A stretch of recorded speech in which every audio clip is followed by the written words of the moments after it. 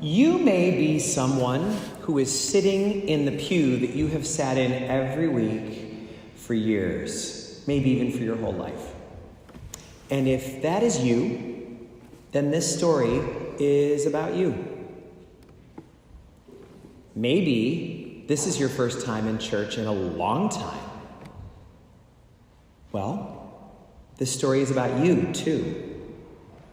We hear in the second reading that the only prerequisite for this is daring to believe that it could be true.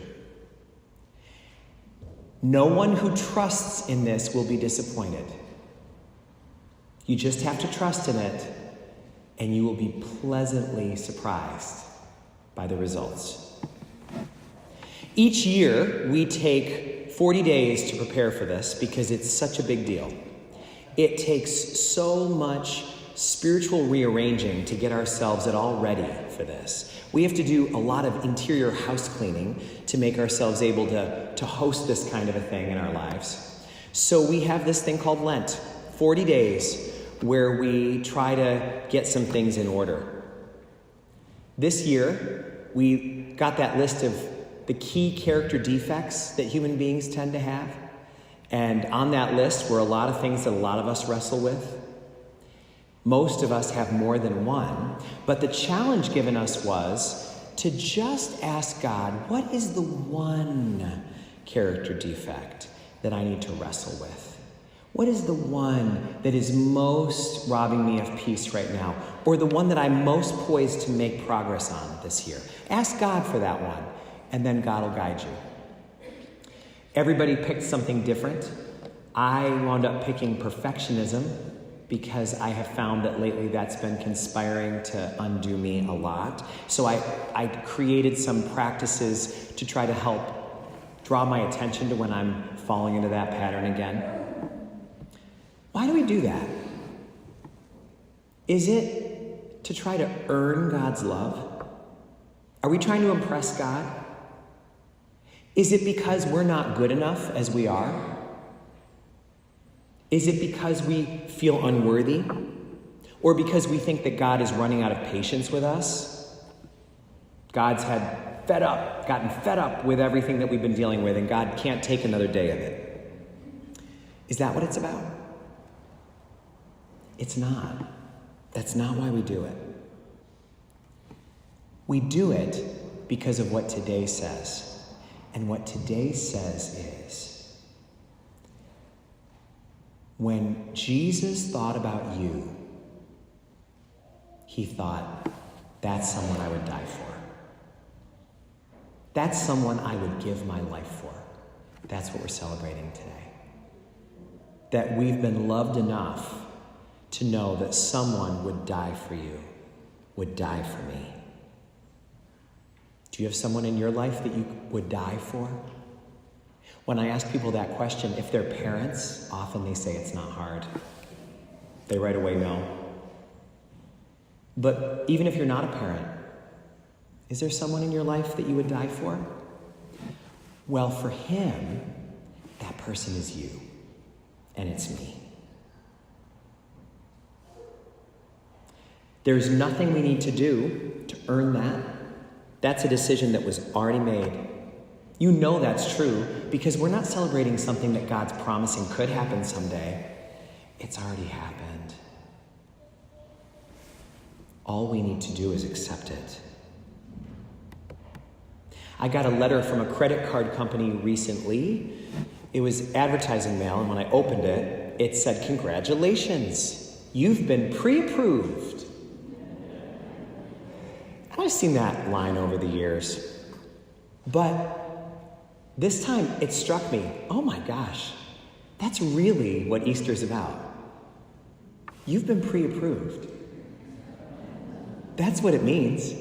This means you don't have to do anything to receive God's love and approval. You are pre-approved. And that is what makes this the very best day of the year. That's why everything is oriented around it. And that's why we spend 40 days trying to clean out our spiritual house to even make room for it.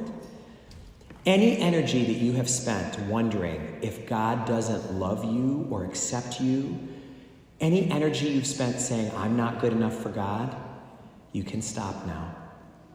You're pre-approved. So then why does religion demand so much sacrifice? If we're pre-approved, then why do we have Lent? Why do we have giving things up and fasting and avoiding certain behaviors, self-discipline? Why do we have confession?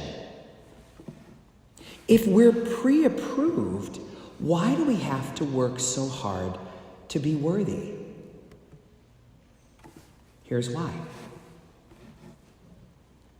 A week ago, we had a funeral right here in this church for a woman from Coxsackie named Mary Ellen Brink. Some of you might have known her. She lived to be 82 years old, but they were not easy years. And I think her life has some lessons that can really help us.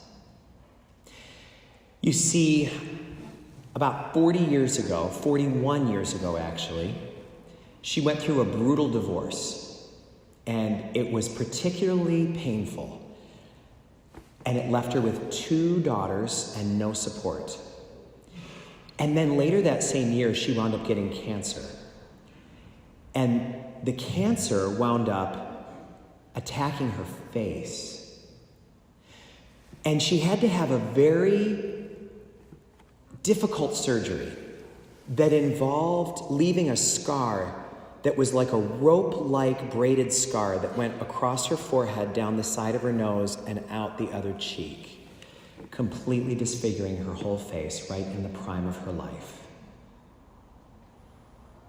And that was not the end. She never again, for the rest of her life, would not have cancer.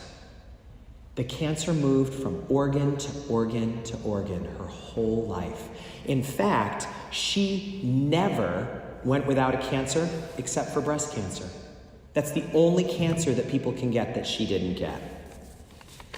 And her daughters tell me that they can't remember a time that she complained about it.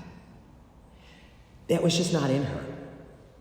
Apparently, once a friend came to visit her in the hospital and said, Mary Ellen, how can you still be praising God after all that God has put you through?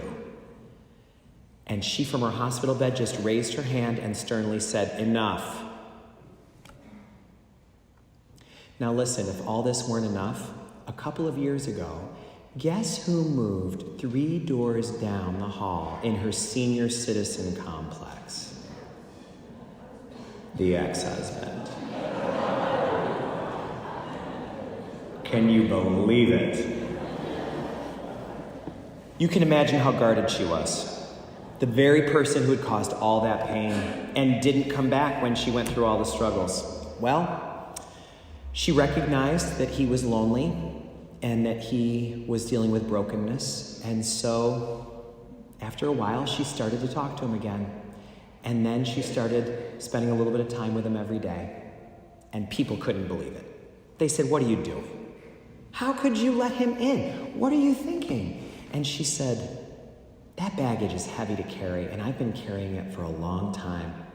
I don't want to carry it anymore. As we were preparing for her funeral, her daughter said to me, do you know how hard it is to have a mother like this? She's like, I can never settle. She forces me to try to be a better person than I am. And that is what we are talking about today. That is why we have Lent, and that is why religion calls for sacrifice and discipline. Because that daughter wants to be worthy of having so great a mother. Her mother was so noble, it makes her want to be more noble. Her mother accepted the unacceptable in life, and so she wants to be more accepting. She can't coast. Other people might be able to make excuses and kind of take it easy on themselves, but she couldn't because she had a mother like that. She can't be one of those people who says, hey, you know what? I'm not the best person in the world, but there's way worse than me out there. The daughter of a woman like that, she can't get away with that. it wouldn't be worthy of being raised by a woman like her mother. That's why we work on our character defects. That's why we discipline ourselves. Because the love that we've experienced forces us to become better than we are. It's something required of us as people who have been loved in this way. For us to just keep being satisfied with living with a bunch of faults that we're not working on, that's not worthy of this love. That's not an honoring way to treat someone who loved us this much. If you think about it, our lives are the only gift that we're going to be able to give to God. That's all we've got. God gave us everything, and we hand God back the life that we made. We are the artists, and we have one masterpiece, and it's our life. We want to sculpt the masterpiece so that when we hand it back to God, it is worthy of the one who did all this for us. So if you came in here today and sat in your normal pew, this story is for you. And if on the way here today you either thought or said out loud, "Hope the roof doesn't fall in," story's for you too. Because we don't need to hustle to gain God's approval. We don't need to be working to earn God's love. That's finished. We know that. All the energy that would have been wasted on that now needs to go into creating the masterpiece that we're going to give to God at the end of our life. So don't worry about earning any of this. You're pre-approved.